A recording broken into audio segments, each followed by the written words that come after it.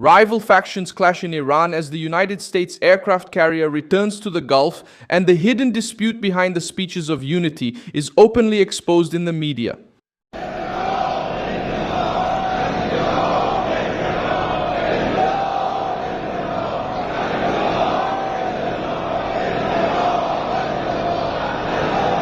This is revenge.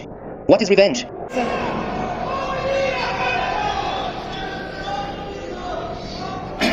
Why do our people express this great outcry? The people want to defend and protect themselves. If you say that we should demand such rights, we must express our grief. The greatest and most valuable asset of our people was their beloved leader. Currently, the right of these people is to protect and defend this position, this great asset, with vengeance. And it is the duty of those responsible to closely monitor this entire process. Vengeance is the right of the people and the duty of those responsible. On one side are Masoud Pezeshkian, Mohammad Bagher Ghalibaf, Abbas Aragashi, and the negotiators who are trying to restore the memorandum with Washington, reduce military pressure, and prevent another Israeli offensive. On the other side are Saeed Jalili, parliamentarians linked to the Paydari faction, and religious figures who turned Ali Khamenei's funeral into a platform for vengeance. The crisis gained momentum this Friday, July 10, 2026. Why? The USS Abraham Lincoln Group operates in the Arabian Sea near the Gulf of Oman. Meanwhile, US tanker aircraft have once again been spotted over the region. At the same time, mediators from Qatar arrived in Tehran to try to save the negotiations. Trump is pushing for a solution that keeps the Strait of Hormuz open, but he is trying to prevent Israel from attacking on its own and destroying the last diplomatic bridge. Iran has buried its former leader, but the internal struggle for control of the regime continues.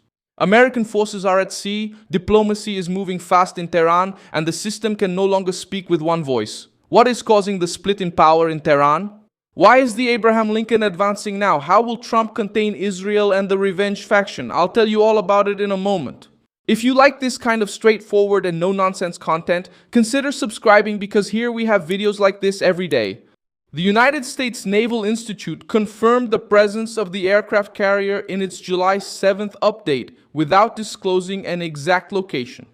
Independent tracking data released this Friday indicated movement to the north toward the Gulf of Oman. The presence of the ship shows that Washington maintains enough air and naval power to react quickly, protect maritime routes, and sustain pressure on Tehran. The air activity reinforces this interpretation. United States refueling aircraft have been recorded in repeated operations over the Strait of Hormuz and nearby areas. These planes extend the flight time of fighter jets and surveillance aircraft, but by themselves do not reveal which mission is underway. The most cited hypothesis is support for the protection of maritime traffic and escort operations around the strait, where attacks on commercial ships derailed the memorandum and led Trump to authorize new actions against Iranian targets. The biggest explosion right now, it's political. The memorandum signed on June 17 sparked a clear split between the faction that is willing to negotiate and the faction that demands revenge. Pezeshkian and Ghalibaf advocate for dialogue because the regime needs to ease sanctions, recover revenues, and prevent another series of attacks. Members of the Paydari faction accuse the two of pushing for an agreement that goes against the legacy of Ali Khamenei. Some even called the memorandum a coup against the former leader's position. The fight is not about democracy or freedom for Iranians. It's a dispute over which method best preserves the Islamic Republic, retreating to survive or attacking to try to restore the fear they've lost. Saeed Jalili increased the pressure after the ceremonies in Mashhad. The representative of the Supreme Leader on the Supreme National Security Council stated that avenging the death of Ali Khamenei is the nation's right and the authorities' duty. Representative Jalili is one of the strongest figures in the wing opposed to concessions to the United States and a longtime rival of Pezeshkian and Ghalibaf. His speech was not just a funeral tribute. It directly targeted the negotiators because it treats any retreat as a betrayal of the former leadership. Representative Ali Kezrin also tried to separate negotiation from revenge. He stated that the memorandum does not end the demand for retaliation over Khamenei's death and that the demonstrations during the funeral showed pressure for retaliation. The wording is dangerous for the negotiators. It allows the radical wing to accept temporary talks while at the same time keeping support for new attacks alive. This turns any agreement into a fragile truce dependent on a divided regime and a new leader who has yet to appear before the people. Ali Khamenei was buried at the Imam Reza Shrine in Mashhad after a week of ceremonies held in Iran and Iraq. Realizadas no Irã e no Iraque. Tributes continued even after new bombings and were used by radical groups to demand retaliation against Trump and Benjamin Netanyahu.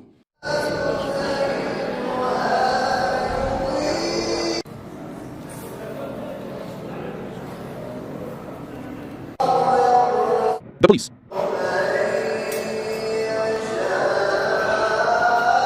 Mojtaba Khamenei, chosen as the successor, remained absent. This absence creates more room for Jalili, the commanders of the Revolutionary Guard, and the religious groups who tried to speak on behalf of the new leadership. While the radical wing turned the funeral into a platform for calls for revenge, negotiators from Qatar arrived in Tehran in coordination with the United States. Qatar, Pakistan, Turkey, Egypt, and Saudi Arabia took part in talks to prevent another escalation of the war.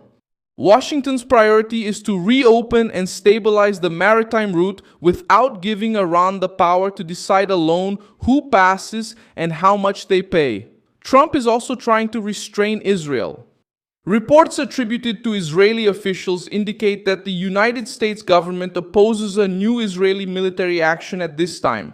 This stance is in line with previous decisions by the president, who has already asked Netanyahu to avoid retaliations that could destroy the negotiations. Netanyahu has publicly acknowledged that there are occasional disagreements about Iran, although he said that the two governments remain aligned on the bigger issues.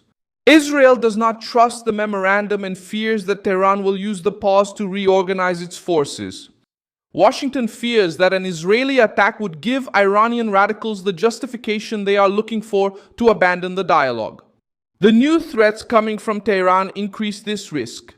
The more parliamentarians and religious leaders talk about inevitable revenge, the greater the pressure within Israel for a preemptive action. The Israeli government has already declared that it remains prepared to strike Iran again with greater force if it identifies a direct threat. This possibility explains why Trump tries to keep Netanyahu under control, while also keeping the Abraham Lincoln and other forces near the region. Diplomacy without force would be ignored by Tehran. Force without control could bring the war back to its most dangerous point. Attention also reached the United Nations. In a meeting marked by verbal attacks, the Iranian representative demanded that the United States ambassador, Mike Waltz, show some manners. I have just one word. I urge the United States representative to be polite. It will be better for you and for the country you represent. Thank you. Waltz refused the reprimand and responded by accusing the regime of killing and imprisoning citizens who demanded freedom. The American delegate requested the floor to make another statement. Frankly, I'm not going to dignify that with another response, especially considering that this representative is here in this body representing a regime that killed tens of thousands of its own citizens and imprisoned many others simply for wanting freedom from its tyranny. Thank you, Mr. President. The burial of the former leader ended in Mashhad, but the new leadership remains faceless before the nation. It is in this void that the United States aircraft carrier advances through the Gulf region, and mediators rush to prevent a decision that may be made not by a united leadership, but by the faction that manages to control fear, the streets, and the weapons first. Thank you very much for watching this video until the end. Support our project and contribute financially through the Pix key that appears on your screen. We are an independent channel focused on keeping you informed with the facts. Your contribution helps us keep going.